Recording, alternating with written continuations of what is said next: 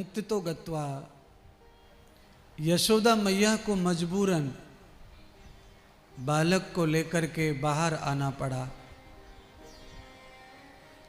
मैया यशोदा ने बाबा से माफी मांगी, बाबा आप साधु महात्मा हैं, हमसे गलती हो गई स्वार्थ में कि आपको बुरा भला कहा।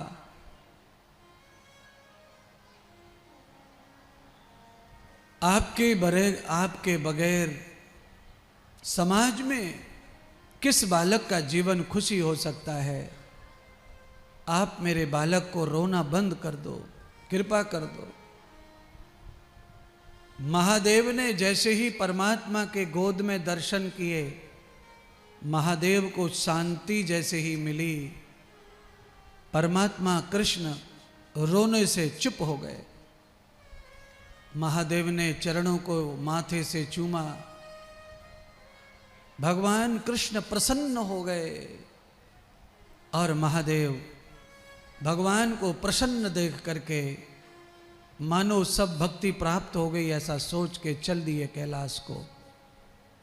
जाते जाते भगवान भविष्यवाणी कर गए, अरे गोपियों, ये नंद का जो बालक है ये पार ब्रह्म परमात्मा है, ये त्रिलोकी का स्वामी है, ये अनंत है, अजन्मा है, इसे मानने की कोई भूल ना करना।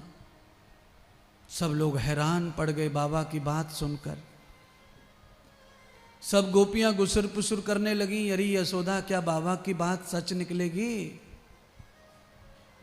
क्या तेरा लाला त्रिलोकीनाथ है, परब्रह्म है, परमात्मा है? यशोदा ने कहा, अरे इस बाबा की बात का क्या भरोसा, अरे महात्मा है वो तो ऐसे ही सबको बड़ा बनाने का आशीर्वाद देते हैं। तुम कहाँ बाबा की बात पर अड़ी पड़ी हो? ये मेरा बालक है, ये कहाँ त्रिलोकीनाथ बनेगा, ये गैया चराएगा, मेरी सेवा करेगा। यशोदा टालना चाहती है बाबा भोलेनाथ की वाणी को। क्यों? मोह के कारण। अंदर से यशोदा ये जानती है कि महात्मा का वचन कभी झूठ नहीं होगा, पर वो टालना इसलिए चाहती है कि वो पुत्र मोह में खोई है। अगर बाबा का भविष्य सत्य हो गया तो ये बालक मेरे पास नहीं रहेगा। त्रिलोकी का नाथ जब ये बनेगा तो मेरी कहाँ सुनेगा? मेरा मोह, मेरी तृष्णा सब अधूरी रह जाएगी। इसलिए अंदर से प्रार्थना कर रही है कि बाबा की बात झूठी हो जाए, झूठी हो जाए, मेरे बालक की भविष्यवाणी झूठी हो जाए, वो कोई नाथ ना बने, कोई त्रिलोकीनाथ, कोई जगन्नाथ, वो कुछ न बने, वो मेरा सिर्फ मेरा बालक बनकर रहे। मुझे लगता है सभी माताओं को ये भाव अंदर से रहता है, चाहे उसका बेटा जितना बड़ा हो जाए, पर माँ यही चाहती है कि वो मेरा बेटा ही बना रहे, जिससे मृत्यु पर्यंत उसकी तृष्णा पुत्र के प्रति जो है उसका वात्सल्य उसे प्राप्त होता रहे। कोई भी माता बड़ी दुखी कब होती है? जब उसका बेटा उसको ये दिखा देता है कि तू कुछ नहीं है, सब कुछ मैं हूं।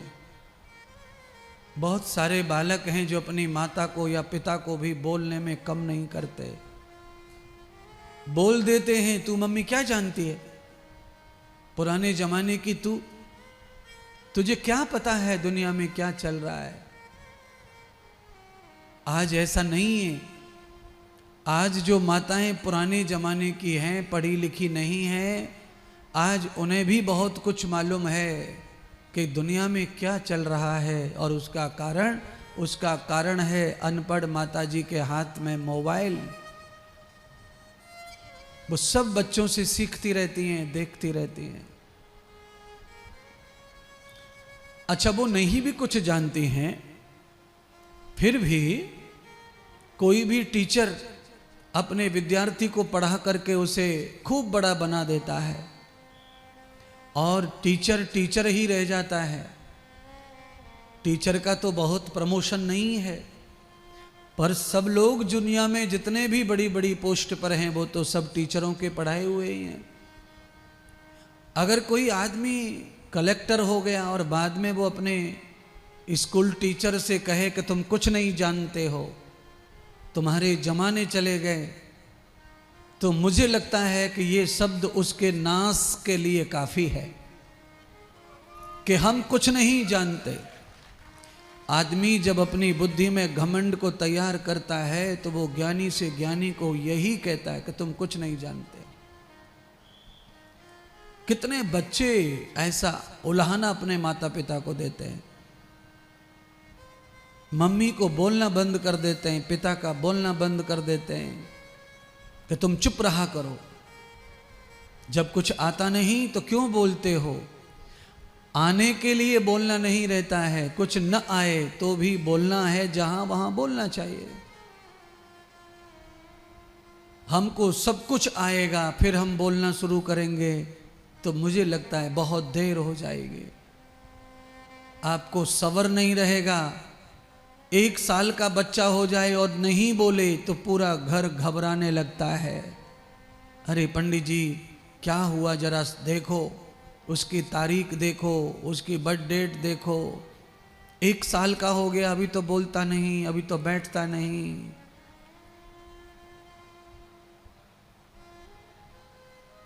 बोलना तो हमेशा जरूरी है, पर कितना बोलना है, कैसा बोलना है, वो भी जरूरी है।